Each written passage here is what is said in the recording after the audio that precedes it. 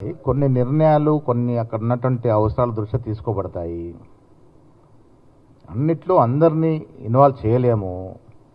పరిపాలన సజావుగా జరగాలి కాబట్టి అన్నిట్లో అందరి ప్రమేయం ఉంటే ముందుకు పోదు బండి. యాదగిరి గుట్ట తెలంగాణ ప్రజల గుండెల్లో ఉంది. మనకు తెలుసు దాని పేరు మార్చినప్పుడు తెలంగాణ ప్రజలు ఏ రకంగా బాధపడ్డారు. ఆ గుట్టని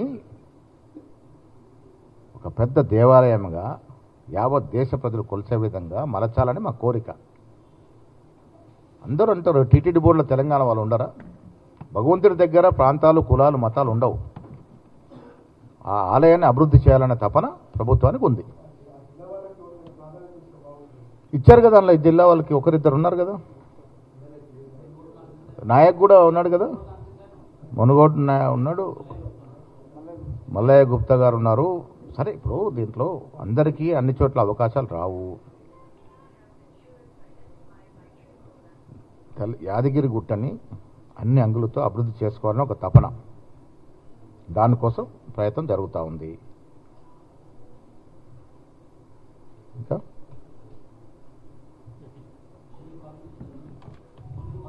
ఇద్దరున్నారు.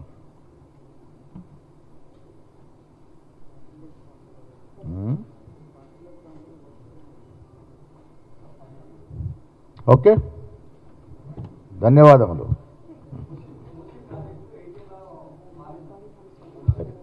ఒకటి మంచి ప్రశ్న.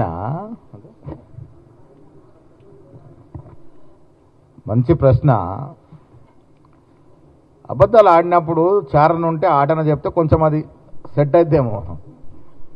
10 పైసలు లేని రూపాయి 10 పైసలు చెప్తారంటే మూసి యావత్ ప్రాజెక్ట్ కాస్ట్ నాకు తెలిసి 8 నుంచి 10,000 కోట్లు. ఫస్ట్ ఫేజ్లో 7,000 కోట్ల అంచనా. ఇప్పుడు మన మురికి కడుక్కొని మూసిని ప్రక్షాళన చేసుకొని ప్రజలకి ఒక మంచి అట్మాస్ఫియర్ని కలగజేస్తామంటే కూడా నొప్పి. అక్కడ అహ్మదాబాద్లో సాబర్మతి మేము కూడా మా మంత్రులతో పోయి చూసి వచ్చాను నేను. 3 ఫేసులు కడతా ఉన్నారు, 100 కోట్లు పెట్టారు. ఇప్పటికీ ఈ రోజుకి అది స్టార్ట్ అయ్యి దాదాపు 10 ఏళ్ళు ఉంటుంది అనుకుంటే, 8 ఏళ్ళు. ఈ రోజుకి గుజరాత్ హైకోర్టులో కొన్ని వేల కేసులు నిర్వాసితుల కేసులు పెండింగ్లో ఉన్నాయి. నిర్దాక్షిణంగా తీసేసి డెవలప్ చేశారు.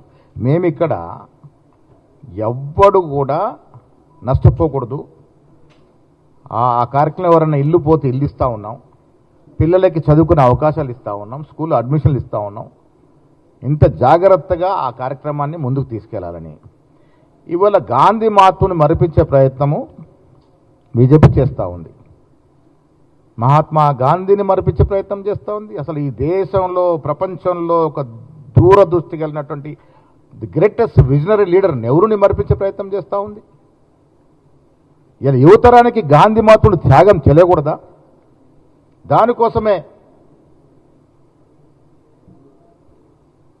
ఇది ప్రక్షాళన దశగా చేసి ఒక సుందరీకరణ చేసి ఫస్ట్ ఫేజ్లో మేము పెట్టేది 7,000 కోట్లు మాత్రమే.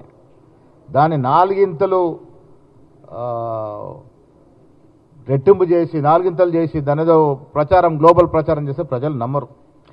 తెలంగాణ ప్రజల్ని అంత తక్కువ అంచనా వేస్తే, ఎవరైనా వేస్తే అది తప్పిదం అవుతుంది. అన్నీ అర్థం చేసుకుంటారు తెలంగాణ ప్రజలు. 10th క్లాస్ పిల్లలన్నా చెప్తాడు మూసి ఫస్ట్ ఫేజ్కి 7,000 కోట్లు మాత్రమే పెడుతున్నారన్నమాట. లక్షల కోట్ల ఎడికెళ్ళి వస్తుంది. అసలు ఇంత పచ్చిగా అబద్ధాలు వాడితే ఎట్లా? మీరు గతంలో మూసిని దేనికి వాడారు? డ్రోన్లు వాడి, ఫోన్ టాపిక్లు వాడారు. ఇలా మూసి అనేది ఒక న్యాచురల్ రిసోర్స్ 3 జిల్లాలకి, 3 యునైటెడ్ జిల్లాలకి. నిజాం ప్రభు ఊరికే కట్టలే. వీళ్ళు ప్రక్షాళన జరిగితే కింద నాగార్జున సార్ వరకు మంచి నిలిపే అవకాశం ఉంటుంది. హైదరాబాద్ పెట్టుబడులు ఎప్పుడు వస్తాయండి? హైదరాబాద్లో ఒక విదేశీ సంస్థ పెట్టుబడి పెట్టాలంటే ఫస్ట్ వాళ్ళు చూసేది ఏంటి? ఇక్కడ ఉన్నటువంటి వాతావరణము, అట్మాస్ఫియరు, శాంతి భద్రతలు, వాతావరణము, నీట్నెస్, క్లీన్లీనెస్, ఇవన్నీ ఉంటే మనకు పెట్టుబడులు వస్తాయి.